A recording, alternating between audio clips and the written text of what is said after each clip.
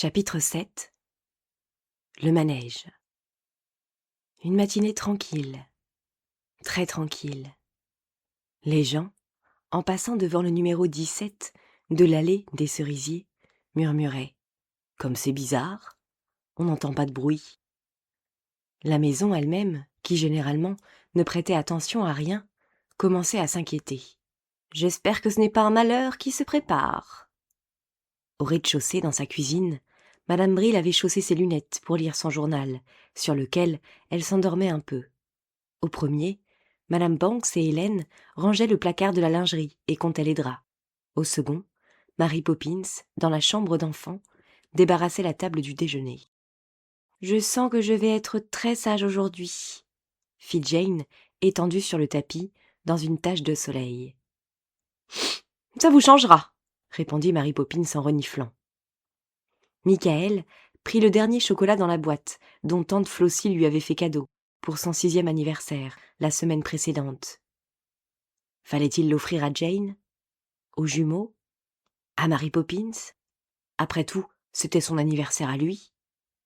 Il engloutit le dernier chocolat lui-même. « Dommage qu'il n'y en ait plus », fit-il d'un ton mélancolique, en contemplant la boîte vide. « Toutes les bonnes choses finissent un jour », remarqua sentencieusement Mary Poppins. « Pas vous, » répondit Michael.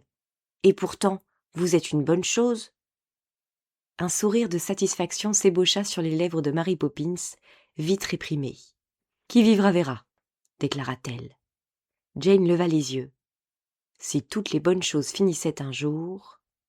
Mary Poppins prit son grand thermomètre et le fourra dans son sac en peau de porc. Jane se mit sur son séant. « Mary Poppins, pourquoi faites-vous cela ?»« Parce qu'on m'a appris à être soigneuse. » Jane soupira. Son cœur était lourd, sa poitrine oppressée. « Je me sens tout angoissée, » souffla-t-elle à Michael. « Tu as mangé trop de pudding. »« Non, ce n'est pas à cet endroit-là que je... » On frappa. Jane s'interrompit. « Entrez, » dit Mary Poppins. C'était Robertson. Il bâillait à se décrocher la mâchoire. « Vous savez quoi ?» bafouilla-t-il. « Je ne sais rien. Il y a un manège dans le parc. »« Et ? Une vraie fête foraine ?» demanda Michael. « Avec des balançoires et des autotamponneuses ?»« Non, » répondit Robertson en secouant la tête. « Un manège tout seul, arrivé hier soir. Je croyais que ça vous intéresserait. » Il s'éloigna en traînant les pieds. Jane avait oublié son angoisse. « Mary Poppins, nous irons ?»« Dites oui, chère Mary Poppins, dites oui !» criait Michael en dansant tout autour d'elle. Elle se tourna vers lui, une pile d'assiettes et de tasses sur le bras. « Moi, j'irai, » fit-elle, « parce que j'ai de quoi payer ma place. Vous, je n'en sais rien. »« J'ai 6 pence dans ma tirelire, » dit Jane. « Prête-moi 2 pence, Jane, » supplia Michael. « J'ai tout dépensé hier pour mon sucre d'orge. »« Pas d'opération boursière ici, » intervint Mary Poppins. « Je vous paierai un tour chacun, moi, et vous n'en aurez pas d'autre. » Elle sortit majestueusement en emportant le plateau. « Qu'est-ce qui lui arrive ?» demanda Michael, anxieux à son tour. « Elle ne nous a jamais rien offert. »« Mary Poppins, vous n'êtes pas souffrante ?» ajouta-t-il lorsqu'elle fut de retour. « Je me sens très bien, merci. Je me sentirais encore mieux si vous ne restiez pas là à me dévisager comme si j'étais à vendre. Préparez-vous pour sortir. » Son regard était si sévère, ses yeux si fulgurants, que toute angoisse disparut. Des portes claquèrent, on entendit des cris, des pas. « Quel soulagement, je commençais à m'inquiéter, » remarqua la maison, lorsque Jane et Michael descendirent l'escalier au grand galop. Les aînés coururent devant, pendant que Mary Poppins attachait les jumeaux dans leurs poussettes. Au loin, on entendait le carillon du manège. Mademoiselle Lark et ses 2 chiens, revenant du parc, croisèrent les enfants. « Bonjour, » dit Mademoiselle Lark. « Vous allez au manège, je pense. Népomucène et Phébus, » elle désigna les chiens, « ont fait un tour chacun. Ils se sont bien amusés. » Elle tourna le coin et disparut. « Nom d'un tonnerre, carguez les voiles, à tribord toutes !» Une voix forte emplit la rue. L'amiral Boom, tout cramoisi, sortit du parc en esquissant un pas de gigue. Oh oh oh, 1000 bouteilles de rhum, amarrer le manège, mouiller les chevaux de bois, larguer la musique. Oh, ça vaut bien une traversée. Nous y allons aussi, dit Michael. L'amiral parut stupéfait. Sur le manège? Bien sûr, amiral, répondit Jane. Pas jusqu'au bout, j'espère.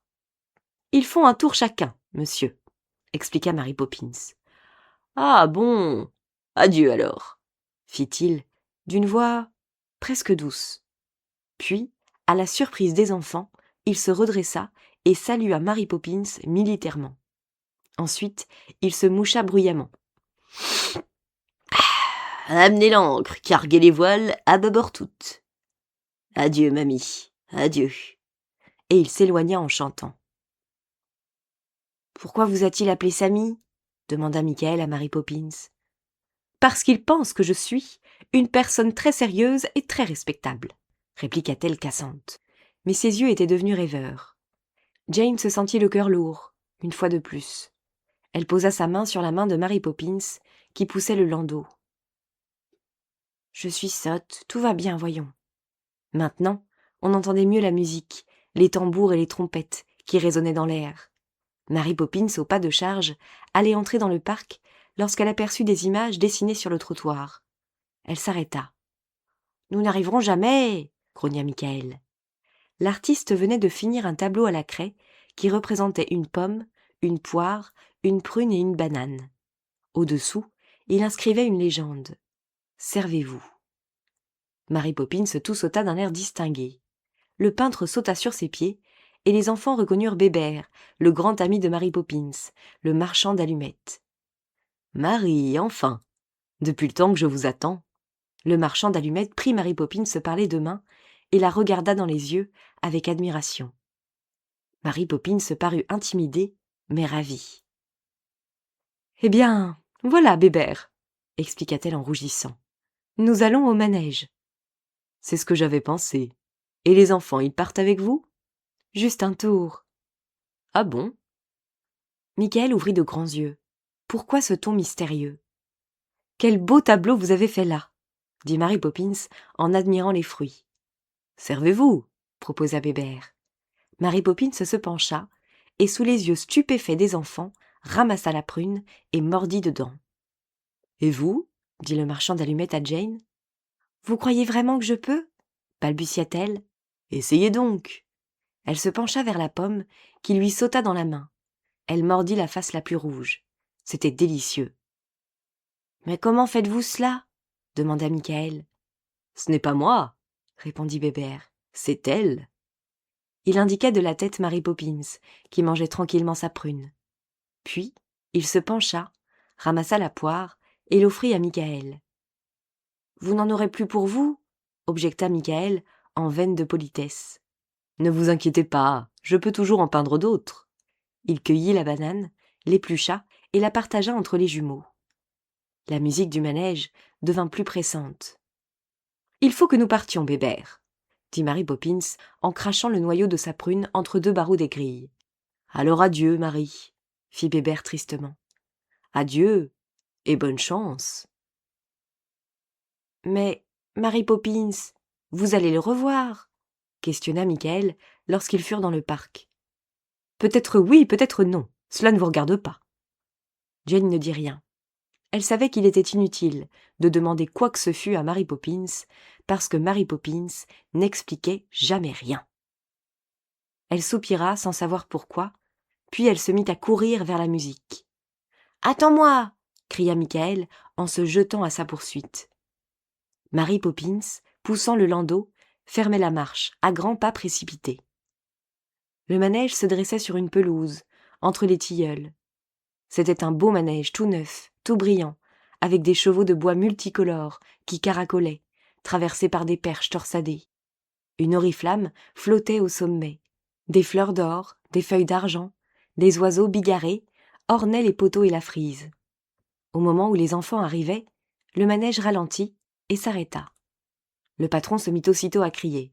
« 3 pence le tour, dépêchons-nous !» « Je sais lequel je veux !» dit Michael en courant vers un cheval bleu et rouge, avec un collier doré, où était inscrit le nom de l'amiral, escampette. « Et moi, je prends étoile filante !» déclara Jane en grimpant sur le dos d'un cheval blanc avec un collier rouge. Mary Poppins détacha les jumeaux et les installa à leur tour, Barbara sur l'encolure devant Michael et John devant Jane. « Et vous, vous ne venez pas ?» demanda Michael à Mary Poppins, qui était en train de payer le patron. « Tenez-vous comme il faut, je prendrai le tour suivant, » répondit-elle sèchement. La musique éclata de nouveau. Lentement, très lentement, les chevaux se mirent en marche. « Tenez-vous solidement !» commanda Mary Poppins. Les enfants se cramponnaient de toute leur force. Les arbres commençaient à tourner. Les perches torsadées montaient et descendaient. Le coucher de soleil illuminait la scène. « Ne vous balancez pas !» Ils ne se balançaient pas. Les arbres accéléraient. Michael serrait Barbara contre lui. Jane passa sa main derrière son dos pour mieux tenir John. Toujours plus vite, les cheveux au vent et le vent dans la figure, ils chevauchaient. Toujours en rond. Escampette et étoile filante galopaient, les enfants sur leur dos, tandis que le parc tout autour d'eux tournait sur place, comme s'il avait le vertige. Jamais, semblait-il, le manège ne s'arrêterait. Le temps n'existait plus. Le monde n'était plus qu'un cercle de lumière et un escadron de chevaux bariolés. Le soleil s'évanouit à l'ouest. Le crépuscule tomba, et les enfants chevauchaient toujours, de plus en plus vite, incapables de distinguer ce qui était la terre de ce qui était le ciel. La planète tout entière tournait autour d'eux, en ronronnant, comme une gigantesque toupie. Jamais plus Jane et Michael et John et Barbara ne se sentiraient ainsi au centre du monde. Inconsciemment, ils le savaient. Jamais plus. Jamais plus. Ces deux mots résonnaient au fond de leur cœur, tandis qu'ils chevauchaient toujours, dans la pénombre grandissante. Puis, les arbres ne furent plus un cercle vert, ni leur tronc un cercle marron. Le ciel s'éloigna de la terre, et le parc redevint immobile. Les chevaux ralentissaient. Enfin, le manège s'arrêta. « 3 pence le tour, dépêchons-nous !» criait déjà le patron. Les enfants descendirent de cheval. Leurs membres étaient gourds, mais leurs yeux brillaient et leurs voix tremblaient d'émotion. « C'était merveilleux ! Oh, merveilleux !» soupira Jane en remettant John dans le landau. « J'aurais aimé continuer jusqu'à la fin des temps !» dit Michael en soulevant Barbara. Mary Poppins abaissa sur eux un regard qui leur parut triste et doux dans le crépuscule. « Toutes les bonnes choses finissent un jour, » dit-elle. Puis elle releva la tête, regarda le manège. « Maintenant, à mon tour !» cria-t-elle joyeusement, et elle prit quelque chose dans le landau. Ensuite, elle se tourna vers les enfants et les transperça du regard jusqu'au fond de l'âme. « Michael, » fit-elle en lui effleurant la joue, « soyez sage. » Il ne comprit pas pourquoi elle lui disait cela. « Jane, » reprit Mary Poppins, « occupez-vous de Michael et des jumeaux. » Elle prit la main de Jane et la posa doucement sur la poignée du landau. « À cheval, dépêchons-nous !» criait le patron du manège. Le manège brillait de tous ses feux. « Je viens !» cria Mary Poppins en brandissant son parapluie à poignée en tête de perroquet. Elle traversa la zone obscure qui séparait les enfants du manège. « Mary Poppins !» appela Jane, la gorge serrée. « Mary Poppins !» répéta Michael, angoissé à son tour. Mary Poppins ne répondit pas. D'un geste gracieux, elle sauta sur la plateforme, grimpa sur le dos d'un cheval pommelé qui s'appelait Caramel et s'installa, irréprochable et inapprochable, en Amazone. « Un aller-retour ?» demanda le patron. Elle réfléchit, regarda les enfants. « Après tout, » fit-elle, « on ne sait jamais. Ça pourrait toujours servir. Donnez-moi un aller-retour. » Le patron du manège tendit un ticket vert à Mary Poppins. Les enfants virent qu'elle ne lui donnait pas d'argent en échange. La musique retentit de nouveau. Douce d'abord, puis éclatante, triomphante. Les chevaux bariolés s'ébranlèrent. Mary Poppins regardait droit devant elle. Elle passa près des enfants sans les voir. La tête de perroquet de son parapluie dépassait sous son bras. Ses mains gantées tenaient la perche. Et devant elle, sur l'encolure du cheval... « Michael !» s'écria Jane en lui saisissant le bras. « Tu vois, elle l'avait caché sous le tablier de la voiture. Son sac, en peau de cochon. Michael ouvrit de grands yeux. « Tu crois que… » chuchota-t-il. Jane fit oui de la tête. « Mais le médaillon, je l'ai vu. La chaîne n'est pas cassée. » Derrière, les jumeaux pleurnichaient. Les aînés n'y prirent pas garde. Ils ne quittaient pas des yeux le cortège des chevaux bigarrés qui tournaient en rond. Maintenant, le manège avait accéléré. Les enfants ne pouvaient plus distinguer les chevaux des uns des autres, ni même escampette d'étoiles filantes. Tout n'était plus que lumière tournoyante, à l'exception d'une silhouette sombre qui apparaissait et disparaissait à intervalles réguliers. Plus fort, toujours plus fort, retentissait la musique. Plus vite, toujours plus vite tournait le manège. Une fois encore, la silhouette noire passa devant les enfants, sur le cheval pommelé. Un objet brillant vola en l'air et tomba aux pieds de Jane. C'était le médaillon d'or, au bout d'une gourmette rompue. « Alors c'est pour de vrai ?» gémit Michael. « Ouvre-le, Jane !» Les doigts tremblants, elle appuya sur le poussoir. Le médaillon s'ouvrit, et les enfants virent alors un portrait où ils se reconnurent eux-mêmes, avec Annabelle et les jumeaux, rassemblés autour d'un personnage qu'ils connaissaient bien, les cheveux droits et noirs, les yeux sévères et bleus, les joues rouges et le nez en pied de marmite. Sous le tableau, il y avait une cartouche où Jane put lire « Jane, Michael, John, Barbara et Annabelle Banks, et Mary Poppins. » Maintenant, dit Michael, il n'y a plus d'espoir. Ils regardèrent de nouveau le manège vertigineux. Il tournait encore plus vite que tout à l'heure, et la musique retentissait encore plus fort. Tout à coup, une chose incroyable eut lieu. Dans un concert tonitruant de trompettes, le manège tout entier, sans cesser de tournoyer, décolla du sol. Toujours en rond, toujours plus vite, toujours plus haut, les chevaux multicolores escaladaient les airs, avec Mary Poppins sur Caramel à leur tête. Déjà, le cercle de lumière était au niveau des arbres, et leur donnait des feuilles d'or en passant près d'eux. « Elle s'en va !» cria Michael. « Mary Poppins, Mary Poppins, revenez !» appelèrent-ils d'une seule voix en levant les bras.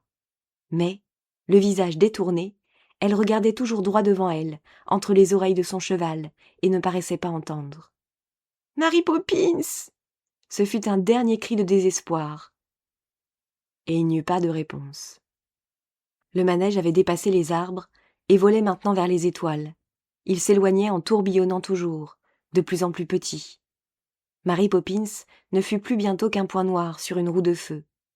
Puis, le manège lui-même ne fut plus qu'un point de lumière dans le ciel, semblable aux 1000 autres étoiles.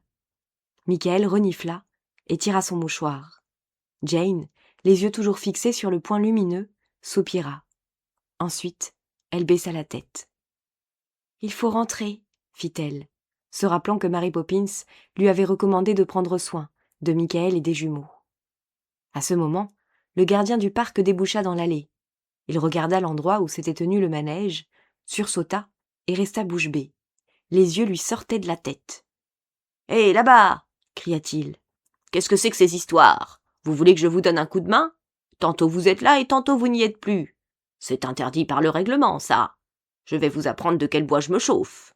Je n'ai jamais vu une chose pareille, même quand j'étais petit. Je vais faire un rapport au lord maire. Vous allez voir ça. » Lentement, les enfants reprirent le chemin de la maison. Le manège n'avait pas laissé la moindre trace sur la pelouse. Le gardien, tout seul, continuait à gesticuler et montrait le poing aux étoiles. « Elle a pris un aller-retour, » fit Michael, qui marchait à côté du landau. « Tu crois que ça veut dire qu'elle reviendra ?» Jane réfléchit un moment. « Peut-être, » murmura-t-elle, « si nous en avons envie de toutes nos forces. »« C'est peut-être ça, » dit Michael en soupirant, et de tout le chemin, il n'ouvrit plus la bouche. « Dites donc, dites donc !» M. Banks traversa le jardin en 3 enjambées et se précipita dans le vestibule. « Eh bien, où êtes-vous, tout le monde ?» hurla-t-il, gravissant l'escalier 4 à 4. « Que se passe-t-il ?» demanda Madame Banks qui accourait à sa rencontre.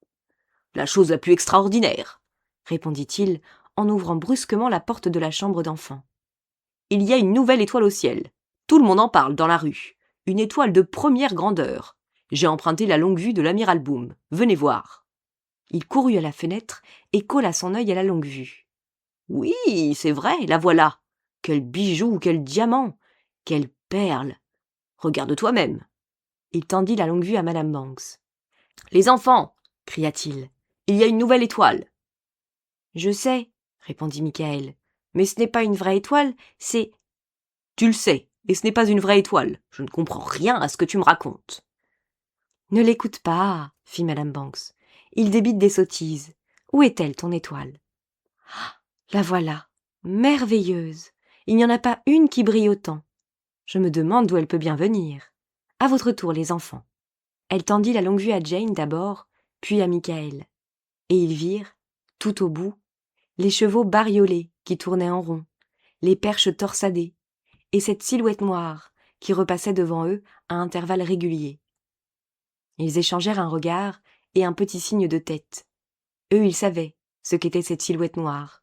Un personnage en manteau bleu à boutons d'argent, coiffé d'un chapeau à fleurs, un parapluie à tête de perroquet sous le bras.